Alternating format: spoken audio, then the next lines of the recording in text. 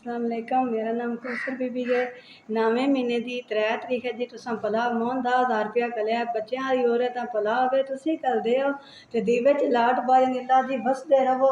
तो बच्चे मेरे तो मैं बड़े खुश होने जी। तुम हर महीने बाद 10,000 रुपया करते अल्लाह बसते रहो। अल्लाह तुम चौखा दे अल्लाह तुम अर्शा रंग ला। मेरी बच्चों की औरत भला हो जी। बच्चे भी मैं बड़े ही खुश होने तुम पैसे करते दीवे च लाट पाए नहीं। मैं बच्चों स्कूल पढ़ते हैं कोई कापी कोई किताब कोई वर्दी कोई शह लैके देनी पैनी कोई दाल रोटी ले लैनी तुम करते हो तो मैं बड़ी खुश हाँ जी। बहुत बहुत शुक्रिया। 9वें महीने की 3 तरीक है जी। तुम 10,000 रुपया कलिया अल्लाह बसते रहो अल्लाह बाद रहो। बहुत बहुत शुक्रिया।